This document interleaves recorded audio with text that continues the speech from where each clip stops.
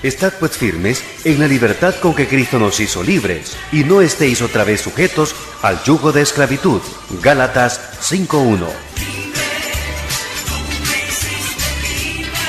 La Iglesia Bautista El Dorado tiene el honor de presentar Palabras de Libertad en labios del pastor Ricardo Fernández. Tenga su Biblia abierta ahí en Hechos 27. Y el embajador en cadenas, que experimentó los intentos de muerte frustrados de los judíos cuando estuvo en Jerusalén, que enfrentó el complicado proceso judicial que buscaba la muerte y que estuvo en todo este interín que estuvo prisionero en Jerusalén, estuvo al filo de la navaja. Y ahora sale de Jerusalén, pero ahora en su retorno como prisionero en una nave alejandrina a Roma, se encuentra con una peligrosa tempestad, un viento huracanado, a punto de zozobrar 276 personas. Y esto es una buena lección para nosotros para los quejosos. Que, ay, pero ¿por qué se me flatea el carro? ¿Qué se debe? Que estos zapatos que me compré no me quedan bien, porque esto... Y están quejándose por todo, que todo es un problema para ellos. Piense que un hombre de Dios, como el apóstol Pablo, todas las vicisitudes, todos los páramos que pasa, y todavía en su retorno a Roma, sabiendo que Dios le había dicho que él iba a ser testigo en Roma, va a vivir las vicisitudes que vamos a ver. Ahora, la pregunta es ¿por qué el apóstol Lucas, por qué Lucas dedica tanto espacio al viaje, tanto espacio a los problemas que hay en la nave y la descripción del naufragio también? ¿A qué se debe que el Señor en este capítulo toma 44 versículos para hablar de todos los detalles de los problemas del navío y de los problemas que ocurrieron? Esta prédica debió darla mejor Tony Goncalves, porque hay un montón de terminología de mar aquí que él hubiera sido mejor expositor que yo. Pero lo importante, ahora que vamos a hablar sobre el huracán de la oposición, que usted valore que la vida, en este mar de turbulencias que se llama el mundo, estamos siempre enfrentando oposición. Le agradezco que apaguen los celulares, mi hermano. No tienen idea cuánto mortifica eso.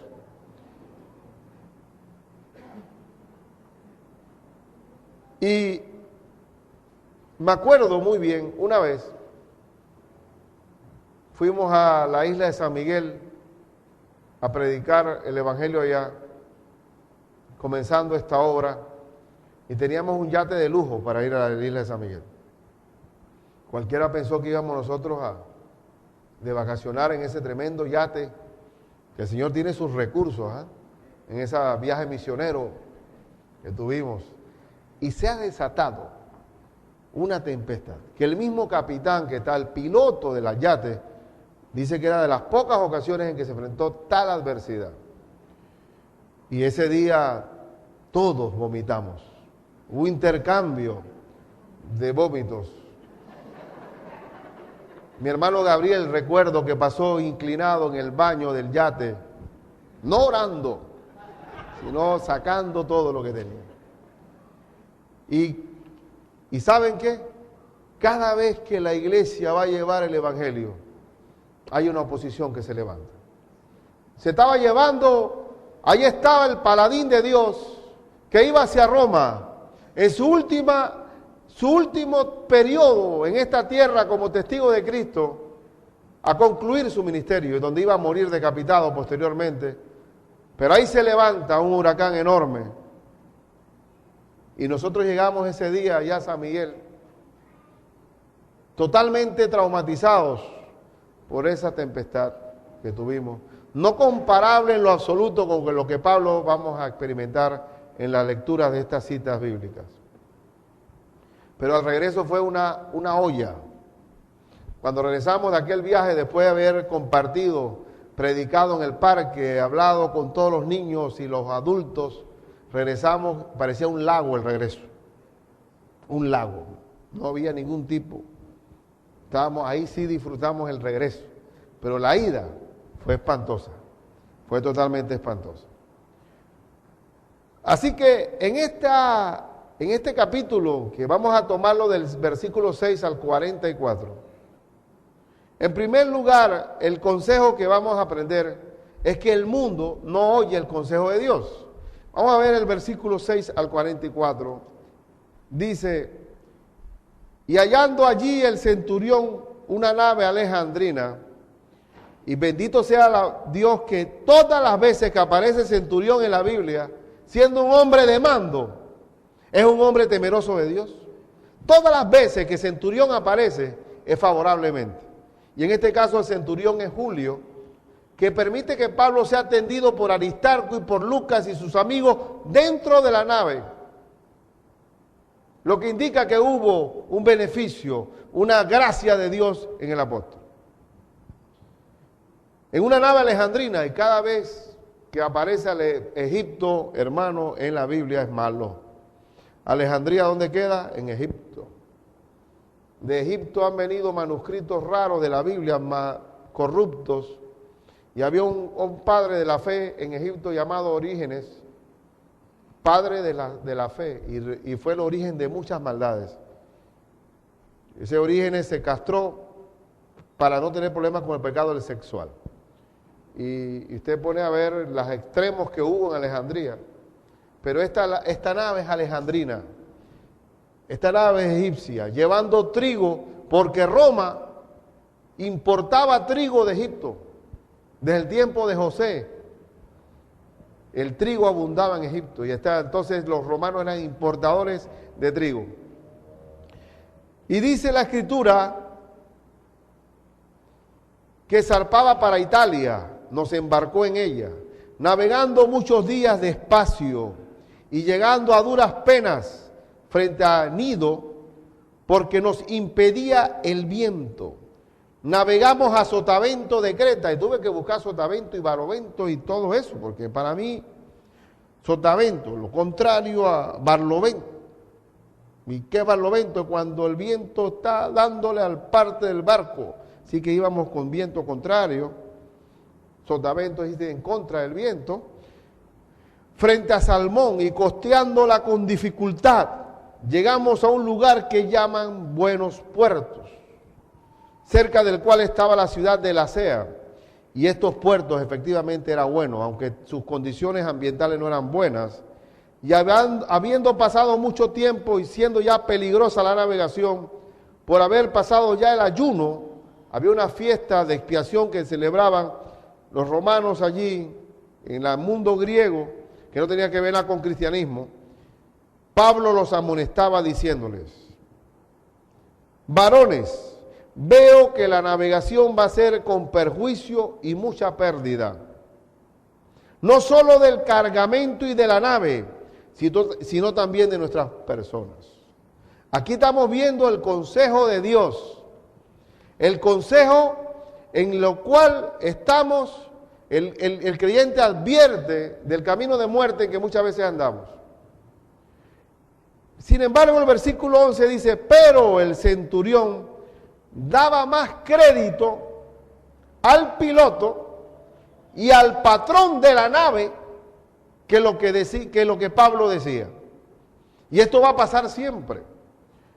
A veces creemos que el mundo cree que el creyente vive en la estratosfera y que no vivimos en una realidad. Pero Dios nos da la sabiduría para discernir los tiempos, para decidir entre lo bueno y lo malo, entre lo correcto y lo incorrecto, lo justo y lo injusto. Dios nos da el alcance para vivir en este mundo con sabiduría, inteligencia y ciencia. Proverbios 2, versículo 6, que dice que Jehová da ¿qué?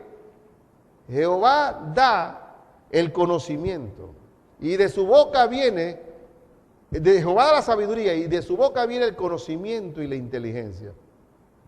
Lo que indica que el Señor, de la boca de Dios, que es su Biblia, tenemos el consejo para el mundo. Pero el mundo a veces le da más crédito a los expertos, en este caso que representaba el piloto y el patrón de la nave. El patrón de la nave es el dueño de la nave. que también tenía conocimiento de capitán. Le da más crédito a los expertos que al hombre de Dios. Impera la opinión de los expertos.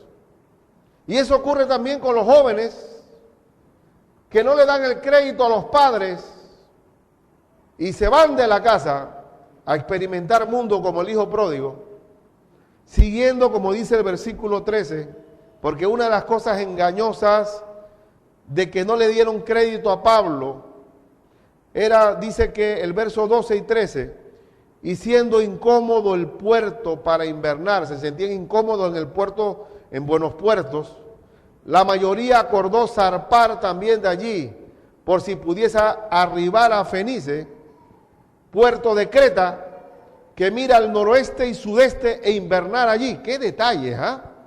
Y soplando una brisa del sur, eso fue lo que los confundió, una brisa del sur, pareciéndoles que ya tenían lo que deseaban, levaron anclas e iban costeando Creta. Y esa brisita del sur es lo que confunde. Pablo les dijo, lo que nos viene es una gran tormenta y está a peligro la nave y nuestras vidas. ¿Y qué nosotros predicamos cuando predicamos a Cristo? Predicamos que hay un infierno, que hay un lago de fuego. Predicamos que el mal se multiplicará, que las cosas se complicarán, que necesitamos un Salvador para poder vencer la muerte y vencer el pecado. Predicamos que si no abandonamos la nave nuestra y nos metemos en el transatlántico de Dios, nos vamos a hundir. Lo predicamos, pero no nos dan crédito. No nos dan el crédito, porque una brisa confundió y ellos pensaron, oye, porque aquí lo dice clarito la Biblia en este versículo 13, y soplando una brisa del sur, pareciéndoles que ya tenían lo que deseaban, es decir, el buen tiempo, se tiraron. Y eso es lo que pasa. El joven piensa que la vida, el papá lo tiene amarrado para gozar de la brisa que siente del mar, que siente la atracción. Así que el consejo de Dios es desechado. Búsquese Juan 16:20, por favor. En Juan 16:20 dice la Escritura, 3 es Juan 3:20. Por favor, eso está mal hecho de mí. Juan 3:20. Y leamos del 19. Y esta es la condenación, que la luz vino al mundo y los hombres amaron más las tinieblas que la luz, porque sus obras eran malas. Porque todo aquel que hace lo malo aborrece la luz y no viene a la luz para que sus obras no sean reprendidas. ¿Por qué la gente no viene a la luz? Porque ama las tinieblas. Así que esa es la razón por la cual el consejo de Dios no se recibe con buen crédito. Porque creemos que somos expertos de los tiempos. Y usted lo ve. En segundo lugar, el huracán viene a destruir y matar. Y uno ve en este Hechos 27, donde estamos, en el versículo 14, Hechos 27, versículo 14, pero no mucho después dio contra la nave un viento huracanado llamado Euroclidón, no ciclón, Euroclidón, ese viento huracanado. Y eso es lo que pasa. Partimos de la vida del hombre cuando se ha atraído por el pecado, siente la brisa, pero a medida que se va adentrando en el pecado, está en medio de un viento huracanado. Un viento que hace zozobrar. Y es lo que pasa con el pecado, que viene siempre con sus luces luminosas, atractivos, candilejas, apariencia. Siempre usted lo ve, usted ve que todo se adorna, pero hay una maldad detrás. Comienza con una brisita y te vas metiendo y después no puedes salir del huracán. Y aquí lo que dice, eurociclón, si quedé con ciclón, Euroclidón. Ese viento huracanado y siendo arrebatada la nave, y no pudimos poner proa al viento, nos abandonamos a él y nos dejamos llevar. ¿Qué significa Euroclidón? Que el huracán del mundo llega el momento en que el hombre sigue la corriente del mundo y no tiene control de sí mismo. Estamos simplemente arrastrados, como dice Pablo, siguiendo la corriente de este mundo, viviendo bajo el príncipe de la potestad del aire, que es el diablo, no teniendo control de nosotros mismos. Comienza con una brisa, pero el huracán se va volviendo tal que no hay manera de poner la proa, o sea, tener control de la nave. Y muchos no vuelven, naufragan en esta vida. ¿Y qué es Euroclidón? Es el diablo. ¿Y qué vino a hacer el diablo? A hurtar, matar y destruir. Y Cristo vino para que tengan vida y para que la tengan en abundancia. Esa es la diferencia entre Euroclidón y el Señor. El huracán diabólico viene a destruirnos.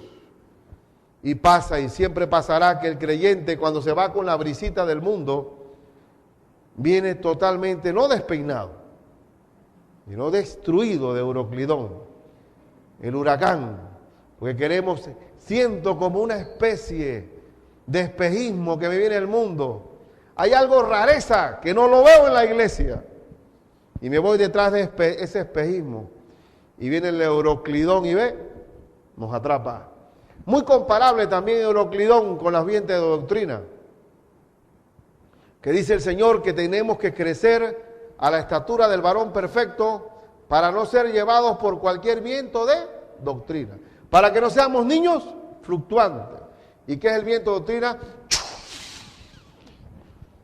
Cuando está el huracán, Dios mío, se me olvida que tengo líquido aquí. El huracán, cuando hay un huracán, uno tiene que amarrarse a una palma de coco, para que no se lo lleve el huracán.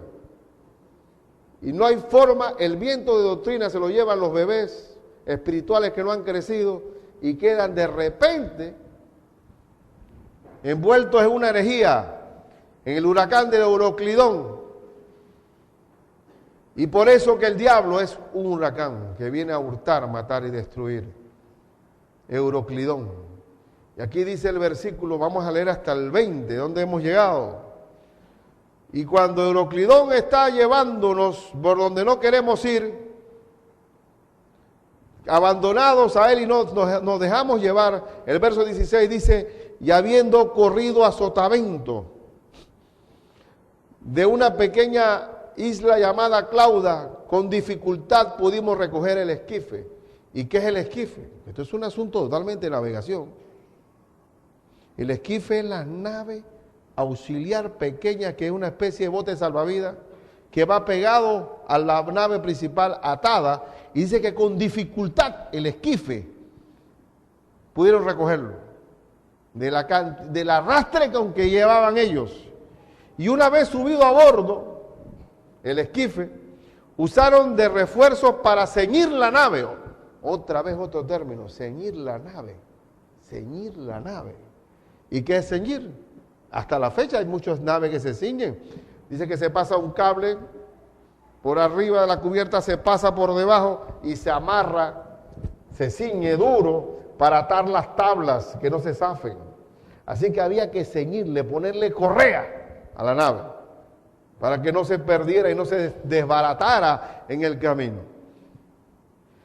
Y teniendo temor de dar en la sirte, ay Dios mío, otra cosa más que yo digo, como una trampa de arena allí, arriaron las velas y donde había muchos naufragios y quedaron a la deriva.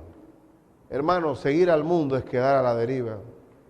Yo he visto mucha gente inteligente, capaz, profesional, que están destruidos por el mundo. No saben dar pie con bola. No hay manera en que encuentren rumbo.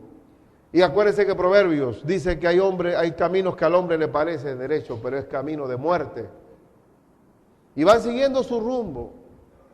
Y ustedes ven que están filosofando de la vida, buscando un sistema de vida, tratando de analizar la vida. Algunos se meten dentro tomando café y fumando cigarrillo, hablando de la filosofía de la vida en estas cafeterías, y no hay manera de salir del atolladero, del Euroclidón que los tiene atrados. Van a la deriva. Y mientras que no tengamos a Cristo, no tenemos brújula para llegar al puerto. Y dice el verso 18, pero siendo combatidos por una furiosa tempestad, al siguiente día empezaron a lijar. O sea, a tirar todo lo que sobraba y lo que hacía peso la nave. Todas las cajas y todo lo que aligerar la nave, tirando todo afuera. Y eso es lo que te digo a ti, hermano mío, que cuando nosotros estamos metidos en el huracán del mundo, las cosas que tenemos no tienen valor.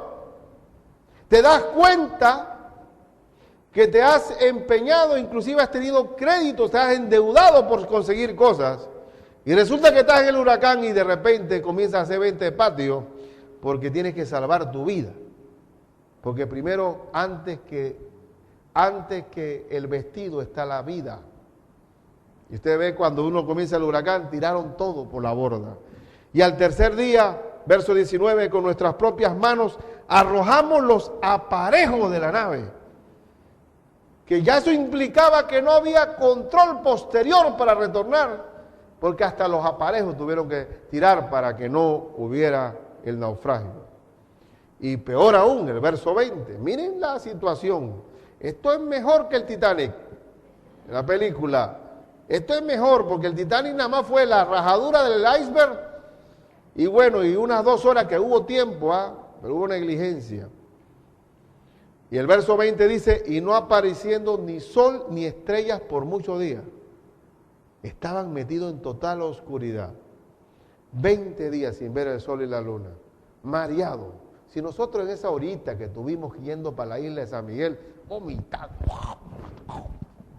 vamos ahí, 20 días sin ver estrellas, sin ver sol, y ellos se guiaban, acuérdense que se guiaban por las estrellas, así que si iban a la deriva y ni siquiera sabían para dónde iban, porque brújula no había en esa época, el sol, la luna, se guiaban.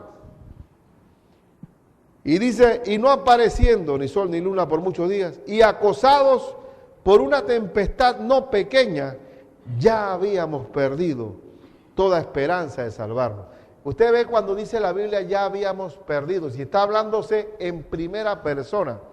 Cuando la Biblia está aquí en el libro de Hechos, se está hablando en primera persona, es porque Lucas está dentro de la embarcación. Lucas vivió toda esta odisea, por eso que es testigo presencial de lo que pasó. Pero ¿por qué tanto detalle? ¿A qué se debe que se está extendiendo? ¿Por qué no habló Lucas del comportamiento de las iglesias en los diferentes lugares? ¿Por qué se tiene que hablar tanto de la tormenta? Porque precisamente para que sepamos que extender el evangelio es en medio de huracán. Estamos en medio del huracán y no hay que temer. Y no hay que temer. Y nosotros, los latinos, somos muy dados a no tener paciencia para las cosas. Queremos un Dios microondas. Contéstame ya, Señor. Ya no aguanto.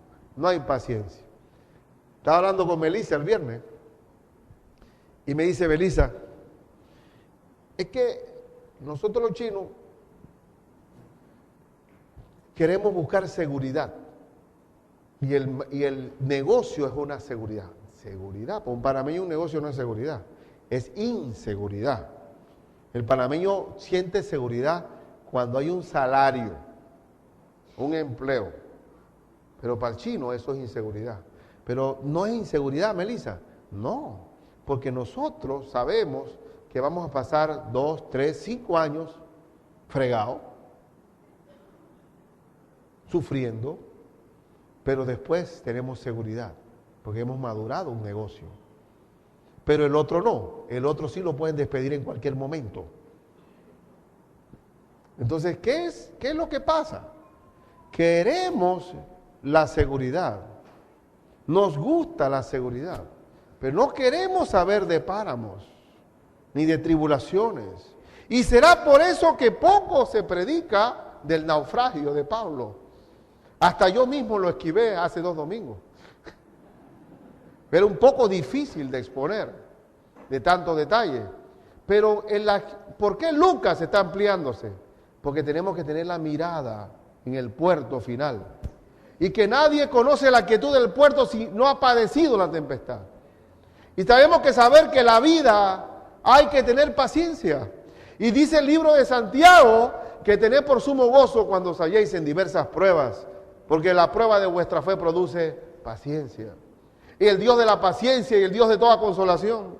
Y sabiendo que tenemos que tener la mirada al final del túnel, que allá está Dios y no va a permitir que la nave se hunda como el Titanic, porque Dios, tengo mi mirada en Él. Y que la nave puede estar allí, pero no se va a hundir. Como Cristo les dijo a los discípulos, ¿por qué teméis, hombre de poca fe? Cuando Cristo estaba dormido en la barca, ellos estaban sacando, baldeando, tratando de que no naufragara la nave. Y como eran pescadores expertos en la mar, digo, nos vamos a hundir. Y este está dormido en la barca. ¿Quién puede dormir en una tormenta? ¿Ah? Hay gente que no puede dormir en la cama. En una tormenta no pueden dormir.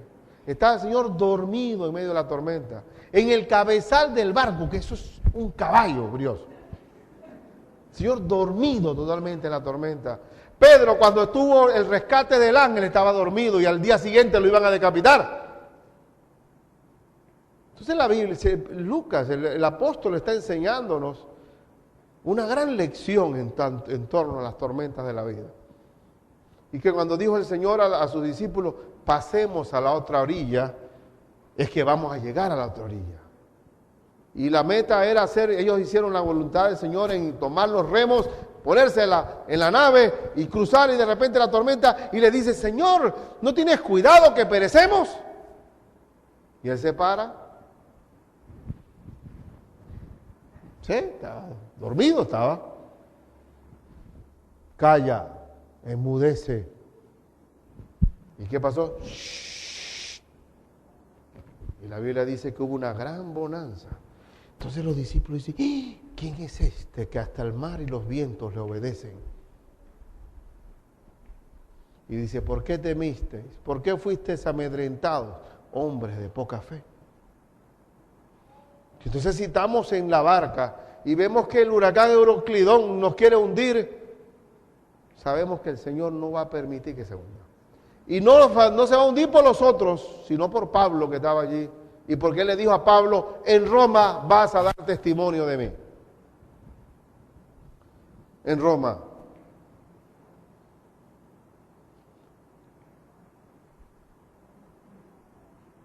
Y entonces llegamos en este punto que el huracán viene a destruir, a matar. Uno puede ver, estamos un poco largos, podemos hacer muy larga la prédica, pero en Primera de Reyes, cuando Elías le pedía a Dios, ahí en el capítulo 19, le pedía a Dios la presencia que lo viera. Vamos a buscar en Hechos 19, en Primera de Reyes 19, versículo 10 al 12. Uno puede ver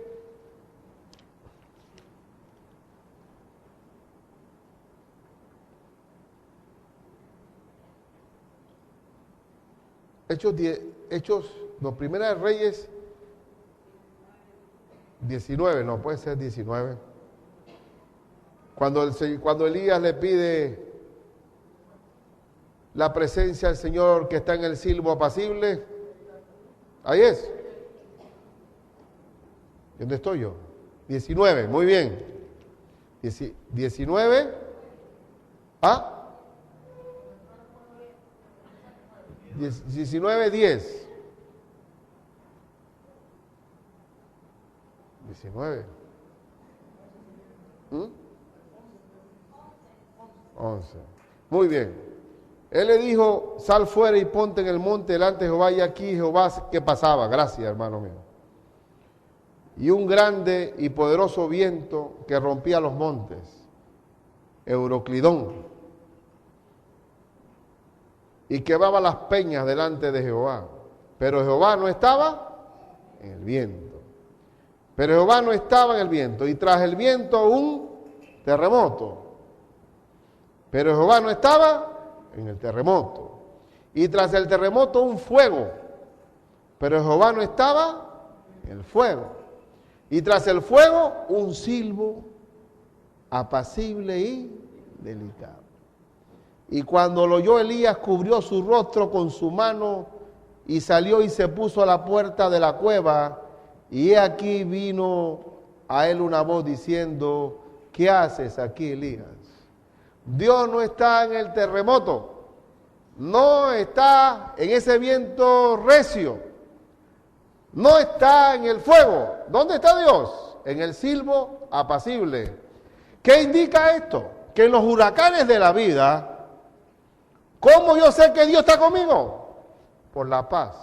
Estoy durmiendo en el huracán, en la popa del barco, y mi pulso no se altera porque Dios está conmigo. Tu vara y tu callado me infundirán aliento. Aderezas mesa delante de mí en presencia de mis angustiadores. Unge mi cabeza con aceite. Mi copa está rebosando. En medio del huracán, el silbo apacible me cubre. ¿Dónde está Dios? No está en las grandes odiseas que queremos, sino en la presencia apacible de Él en nosotros. En tercer lugar, Dios ofrece una salvación en medio del huracán. Vamos a leer desde el versículo 21 al 26 de Hechos 27. Versículo 21 al 26. Entonces Pablo, como hacía ya mucho que no comíamos, puesto en pie en medio de ellos, dijo: habría sido por cierto conveniente, oh varones, haberme oído y no zarpar de Creta, de buenos puertos, tan solo para recibir este perjuicio y pérdida. Joder, eso es bueno decirlo de Pablo también. No me hicieron caso. Háganle caso a lo que sale de la boca de Dios. Pero ahora os exhorto a tener buen ánimo, pues no habrá ninguna pérdida de vida entre vosotros, sino solamente de la nave. Porque esta noche ha estado conmigo el ángel de Dios, de quién soy y a quién sirvo. ¿Quién somos? ¿De quién somos nosotros, hermano? ¿Quién es el propietario de su vida? El Señor. ¿Y del carro? Si es dueño de mi vida, Él es dueño del carro y dueño de la casa, dueño de todo de mi vida. De quién soy y a quién sirvo. El ángel de Jehová está hablando de Cristo, diciendo: Pablo, no temas. No temas, es necesario que comparezcas ante César. Así que no te voy a permitir en ningún sentido que naufragues y pierdas tu vida. Y aquí Dios te ha concedido todos los que navegan contigo. ¿A quién le concede Dios la misericordia? ¿A quién? Al creyente que ora. Hermano, ore por los que están al lado suyo, sus vecinos, sus amigos. Dios hace misericordia a través de la oración de los santos. Por tanto, oh varones, tened buen ánimo, porque yo confío en Dios, que será así como se ha dicho. Fe totalmente. Aunque la tierra tiemble, tenemos que confiar. Ahí está la tempestad, pero ahí es donde aquí Pablo, querido hermano, ya el piloto dejó de ser piloto. El patrón de la nave dejó de ser patrón de la nave. El centurión Julio dejó de tener liderazgo. ¿Quién es el capitán ahora? Pablo es el capitán. Quédense quietos, que ninguno va a perecer. Absolutamente ninguno. Ahí es donde viene la serenidad del silbo apacible del creyente. En el momento de tempestad y de huracán, el mundo va a recurrir al creyente. Ayer en la escuela de obreros una hermana me dice: pastor, murió una tía mía. Y eso ha sido un gol de un primo, hijo de una tía mía. Y mi mamá me ha dicho: hija, ora por tu tía. Ora por tu tía. Su mamá no ha recibido a Cristo, pero se da cuenta que hay poder de Dios en los creyentes. Y cuando nosotros venimos a tener crédito, cuando está el huracán embravecido, es cuando dice: pastor, ¿usted qué piensa? ¿Qué opina? Oye, ora. Oye, ora. Dile a tu Dios que ora. Ustedes que hablan directamente con Dios. Ora. ¿Pero cuándo? Cuando ya no hay manera de controlar la nave. Ya el timón no funciona. El huracán está llevándonos sin saber a dónde vamos. Entonces viene la capitanía del creyente. El creyente es como un salvavidas en la playa. Nadie habla con el salvavidas. No le pasa ni una soda. Nadie le interesa el salvavidas. Pero cuando alguien se está ahogando, oye, y el que te está ahogando, auxilio, auxilio, ¿a quién le está hablando? Al salvavidas, porque ninguno se va a tirar a la playa.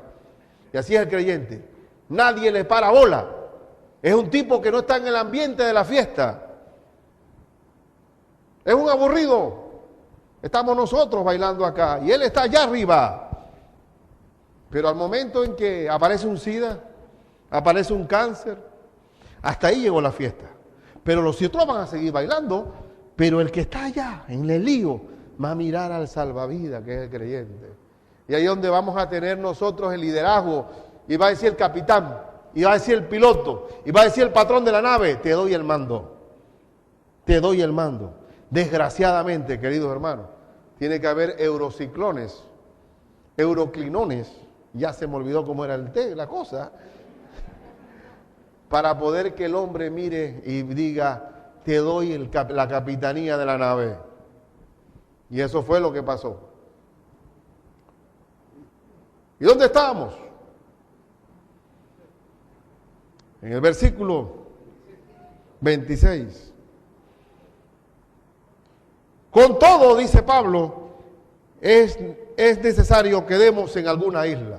Así que la nave, pero a diferencia del Titanic, aquí ninguno murió.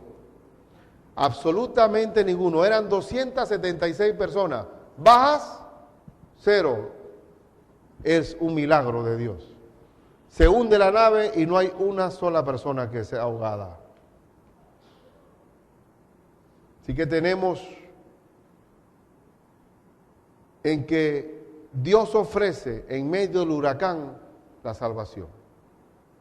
¿Y qué otra cosa tenemos que ver cuando estamos enfrentando el huracán? En cuarto lugar, que en medio de la desesperación cada uno jala por su lado. La incredulidad y el egoísmo hace que no se crea tampoco el mensaje de Dios. Hubo una persona, un grupo de personas que no tomó la palabra de Pablo como buena. ¿Y quién ustedes creen que no le hicieron caso a Pablo? La tripulación. No los pasajeros, la tripulación. O sea, los expertos. ¿Quiénes son las personas que son más difíciles de predicar el evangelio? Los letrados, porque creen que saben todo. Ellos son adivinos de los tiempos, saben discernir los tiempos. Esos son la gente que más difícil le cuesta recibir el poder de Dios. Los letrados, como dijo Anita. Y esto nos lleva entonces al versículo 27 al 32. Venida la 14ª noche, ¿cuánto tiempo? 14ª noche, y siendo llevados a través del mar Adriático, a la medianoche los marineros sospecharon que estaban cerca de tierra. ¿Por qué sospechaban los marineros? Y echando la sonda. ¿Ah, Tony? Estaban la sonda, hallaron 20 brazas, y pasando un poco más adelante, volviendo a echar la sonda, hallaron 15 brazas. Oye, nos estamos acercando de alguna manera a tierra, y dice, y temiendo dar en escollos, echaron 4 anclas por la popa para mantenerla estable, y ansiaban que se hiciese de día porque no veían nada. Entonces los marineros procuraron huir de la nave, y echando el esquife, ya sabemos qué es el esquife, al mar, aparentaban como que querían largar las anclas de popa. Pero Pablo, otra vez el capitán Pablo, dijo al centurión y a los soldados, si estos no permanecen en la nave, vosotros no podéis salvaros. Y ahora sí, ¿quién es el que manda? Ahora Julio, el centurión, le hace caso a Pablo y dice, entonces los soldados cortaron las amarras del esquife y lo dejaron perderse. ¿Quién manda ahora? ¿Quién lleva la capitanía? Pablo. El centurión le hizo caso a Pablo. Esta vez sí le hago caso. Y dice, cuando comenzó, ya, muy bien, hasta aquí es la parte de este punto. La incredulidad hace que no se crea el mensaje de Dios y uno pone inclusive a los propios discípulos que estaban atormentados y desesperados en la nave, viendo la indiferencia que Cristo tiene al momento de nuestra desesperación. Y una cosa muy humana entre nosotros los humanos es que cuando está el mar embravecido y el huracán está a punto de naufragar la nave, siempre pensamos que Dios está dormido y dónde está metido. Siempre le reprochamos a Dios de que es indiferente a nosotros. Y comenzamos a dudar inclusive de que Dios existe. Y por eso que el Señor le dijo, hombres de poca fe. Y uno de los problemas más grandes que tenemos nosotros es nuestra propia incredulidad. Cuando creemos que vamos en pique, el Señor está dormido, se olvidó de nosotros. Y por eso que los marineros intentaron huir. Y en último lugar, Dios es nuestro protector y guardador de nuestras vidas. Y las pruebas existen para testificar de Cristo. ¿Usted qué cree que cuando Pablo llegó allá a Roma, ya no venía cuántas personas fueron testigos? 276 personas. ¿No hubo prueba del poder de Dios allí? ¿Y para qué fue la tormenta? Para que simplemente decir, el Señor, sufre Pablo por mí, sufre porque mataste a Esteban, sufre. No, todo es para testificar de Cristo. Y viene la última parte, vamos a terminar esto. No vamos a dejar a Pablo allí, con los marineros huyendo. Vamos a ver el último punto, que Dios es guardador, versículo 33 al 44. Y dice, cuando comenzó a amanecer, Pablo exhortaba a todos que comiencen diciendo, este es el 14º día que veláis y permanecéis en ayunas sin comer nada. No se puede comer con mareo. Por tanto, os ruego que comáis por vuestra salud, pues ni aun un cabello de la cabeza de ninguno de vosotros perecerá. ¿Quién tiene el capitanía? ¿Quién tiene el liderazgo? Y habiendo dicho esto, tomó el pan, mire usted, y dio gracias a Dios. Señor, gracias por este pan, gracias por todo lo que hemos vivido. En presencia de todos y partiéndolo comenzó a comer. Coma tranquilo. Entonces todos teniendo ya mejor ánimo, lógico. A veces hay muchos estudiantes que se pasan estudiando para los semestrales y andan como, pastor, yo ando como desganado. Sí, te falta comer, dormir y orar, pero estabas cansado. Comieron también. Y éramos todas las personas en la nave, 276. Y ya satisfechos, aligeraron la nave echando el trigo al mar, que era la última parte, que esa era la nave para importar trigo a Roma.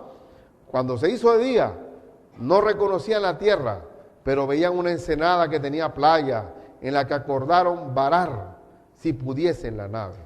Cortando pues las anclas, la dejaron en el mar, largando también las amarras del timón, e izada al viento la vela de proa, enfilaron hacia la playa. Pero dando en un lugar, en dos aguas, hicieron encallar la nave, y la proa hincada quedó inmóvil, y la popa se abría con la violencia del mar. Entonces, esto es totalmente lenguaje marino. Y dice, entonces los soldados acordaron matar a los presos.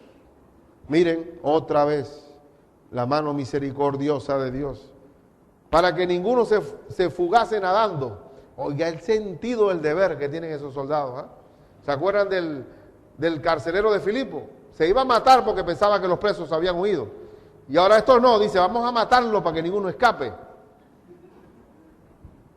Pero el centurión, queriendo salvar a Pablo, les impidió este intento y mandó que los que pudiesen nadar se echasen los primeros y saliesen a tierra. Y los demás, parte en tablas, partes en cosas de la nave. Alguno habrá agarrado esos toneles otro en una tablita allí, llegaron a la orilla. Y la demás parte, dice, y así aconteció que todos se salvaron saliendo a tierra. ¿Quién murió? Ninguno. Y todo esto, ¿para qué fue? Para la gloria del Señor.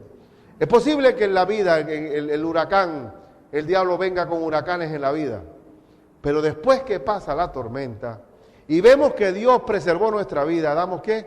Gloria a Dios. Somos testigos del poder de Dios. Hay un canto que dice, yo soy testigo del poder de Dios, por los milagros que Él ha hecho en mí. ¿Y por qué está hablando? Porque uno viene a Cristo en medio de pruebas y sigue viviendo pruebas. Usted, por favor, hermano, discúlpeme, pero usted no va a estar navegando aquí en un lago donde nunca pasa nada y va a tener sus velas y llega a puerto y viene de nuevo y sale de nuevo. Arrancamos el carro todas las mañanas, llegamos al trabajo, regresamos, comemos todos los días, pagamos las cuentas. Oye, qué bien está esto. Oye, qué sabroso. Pero este domingo no quiero ir a la iglesia porque siento la necesidad de descansar. Voy para la playa. Ya. Y, oye, qué bueno está esto. Digo, un momento, déjale un aguijoncito a este para que dependa de mí. Y las pruebas nos hacen depender de Dios. Y las pruebas hacen que maduremos. Y las pruebas hacen que tengamos testimonio. Y por eso que me gusta que los viernes decimos testimonio, para manifestar que hay poder de Dios en cada uno de nosotros. Y que Dios está vivo. Así que en conclusión puedo decir solamente, el mundo es un lugar huracanado, al cual tenemos que predicar. Ahí está Pablo predicándole a 276 personas. Habrá quienes no oyen, otros serán incrédulos y egoístas, pero es nuestra responsabilidad salvarlos por medio del Evangelio. No podemos abandonar la nave ni dejarlos naufragar. Seamos evangelistas. Amén. La Iglesia Bautista El Dorado ha presentado Palabras de Libertad. Recuerde lo que dice Gálatas 5:13, porque vosotros, hermanos, a libertad fuisteis llamados, solamente que no uséis la libertad como ocasión para la carne, sino servíos por amor los unos a los otros. Le invitamos a escuchar nuestro próximo programa a esta misma hora y por esta misma emisora.